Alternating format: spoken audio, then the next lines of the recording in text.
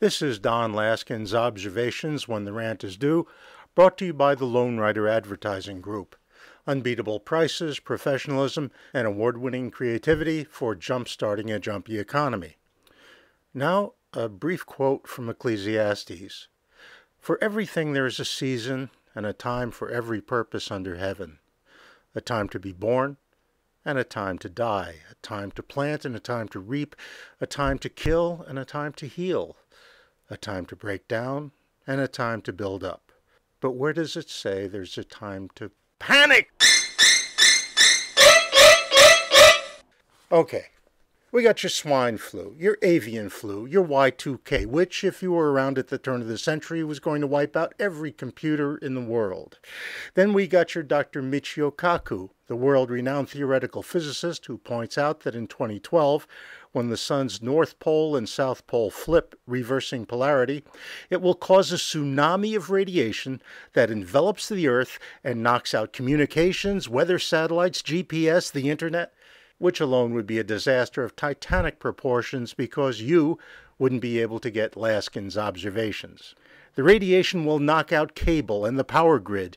You will be reduced to reading books and eating cold beans out of a can, unless you have an electric can opener, in which case you'll starve like a lab rat trapped in a NASA clean room. And if you haven't heard, coincidentally or not so coincidentally, 2012 is the year the Mayan calendar ends. Now, why would the Maya end their calendar unless there were no more need for one? Panic! Okay. You want to panic over flu, sunspots, computer catastrophes, and extinct Mesoamericans in the human sacrifice business? Well, knock yourself out.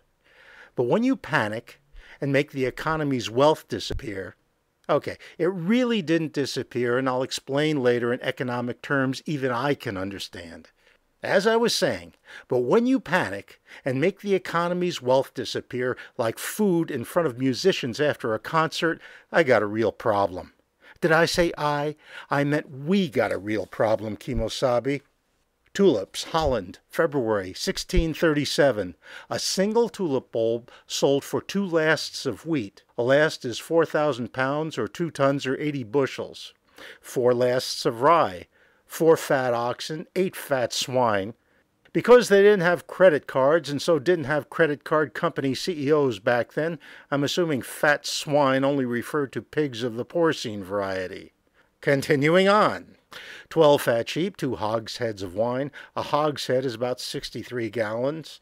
4 tons, that is T-U-N-S, of beer. A ton is about 252 gallons. 2 tons of butter. 1,000 pounds of cheese, a complete bed, a suit of clothes, and a silver drinking cup. All that for 1 lousy tulip bulb. I just looked online.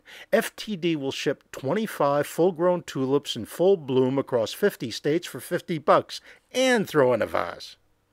Now, aside from a few recipes for fresh berry tulip with white chocolate ice cream and tulip tuna, doesn't that just sound yummy? A tulip's sole function is to sit there and look pretty. And that hasn't changed since the 17th century, which means the intrinsic value of a tulip hasn't changed a guilder since 1637. What's changed is what people will pay for them, what the market will bear, supply and demand, high school economics. So except for what was ripped off by Bernie Madoff Ponzi schemes, credit card and oil company gouging, and bonuses for senior executives, where's the money gone that was in the stock market and housing? Well, it's still there.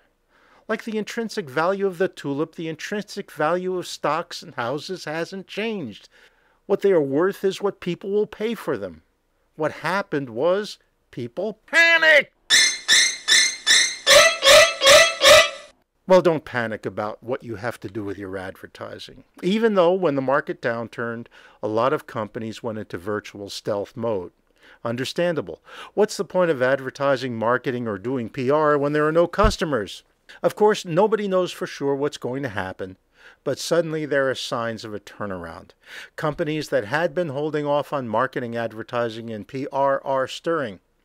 Before the competition shakes off its torporial malaise, I'd like to suggest now would be the time to beat them to market.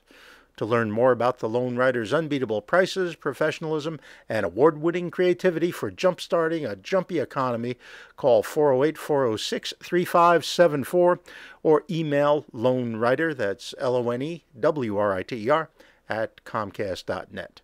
Till next time the rant is due, this is Don Laskin, and that was Observations.